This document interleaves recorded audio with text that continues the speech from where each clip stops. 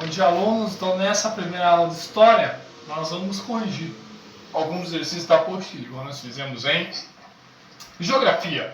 Então, abram aí, 631, exercício 7 da UFRJ, tá bom? A. Mencione duas razões para o pioneirismo português nas navegações. Então, eles buscavam outro caminho para chegar às Índias e apoio e incentivo da burguesia, tá bom? Então, os dois motivos. Então, a B da 631. Quais as relações entre as práticas mercantilistas e a expansão comercial e marítima? Então, o que acontece é o seguinte: Portugal buscava se expandir comercialmente pelo mundo, vencer os árabes, vencer os mouros, então, e conseguir trocas favoráveis, ou seja, vender mais do que comprar. Já naquela época, em 1500, já existiam essas ideias mercantilistas, tá bom? Correção do segundo capítulo, vamos lá. 638, exercício 8. Como era feita a extração do pau-brasil e qual a consequência dessa exploração?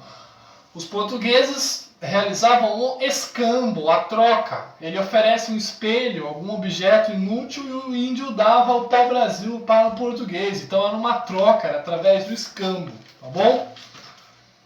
Next exercise.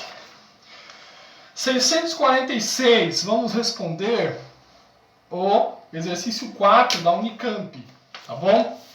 Então, a existência entre alianças entre índios e portugueses não exclui as rivalidades entre os grupos indígenas e os nativos e os europeus. Então, o que acontece? Então, a resposta é o seguinte: os portugueses se aliavam a alguns grupos indígenas para vencer outros grupos indígenas, mas não quer dizer que portugueses e índios estabelecendo relações de união, e nem que as tribos completamente eram contras entre si. Ou seja, no início do Brasil eram constituídas relações difíceis, a partir de alianças de pequenos grupos, 200, 300 pessoas. Então os portugueses organizavam grupos e destruíam algumas tribos para conseguir o acesso ao litoral ou o acesso ao pau-brasil. Então eram relações pequenas e estratégicas de como vencer a batalha naquele local, tá bom? Vamos lá. 654, exercício 4, que é da Unesp. Aponte uma das causas do declínio da produção aurífera em Minas Gerais. Ou seja, a tecnologia não era mais suficiente e o ouro na superfície acabou. Então, quando foi descoberto o ouro em Minas Gerais, até um certo ponto a tecnologia da época consegue retirar. Porém, o que está lá embaixo, por 1760, não existe tecnologia suficiente para retirar esse ouro, tá bom?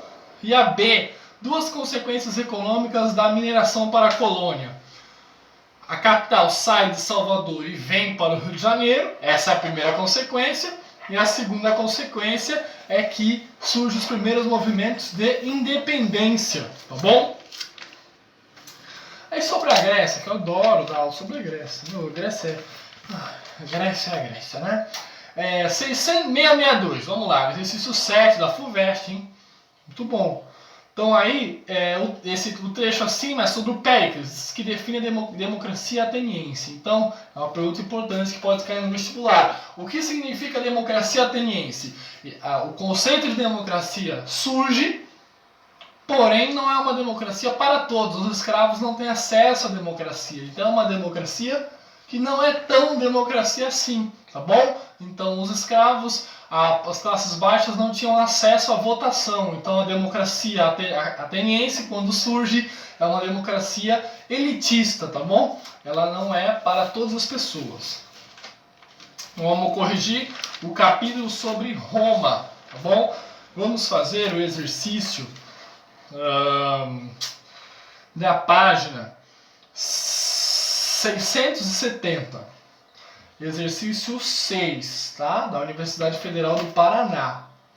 Então, sobre a religião romana, considere as afirmativas.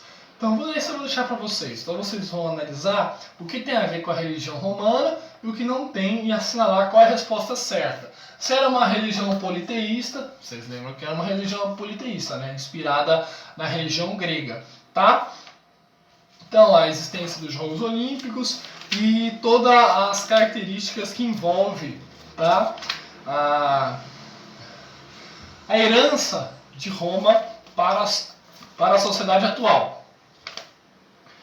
677, exercício 7, de Enem, hein? Cai no Enem. Então, eu estou lendo a frase, tá? As verdades da razão natural não contradizem as verdades da fé cristã. E aí você vai analisar qual é a alternativa certa. O que ele está falando? Que o conhecimento cristão e o conhecimento científico têm choques, mas não são opositores. Aí você vai assinalar nesse exercício qual é a resposta certa, tá bom? Então essa aula foi de correção do exercício, a gente vai ter que começar conteúdo novo por essa maneira, além dos vídeos do SAI e exercícios que eu vou mandar, tá bom? Beijos, até mais, se cuidem.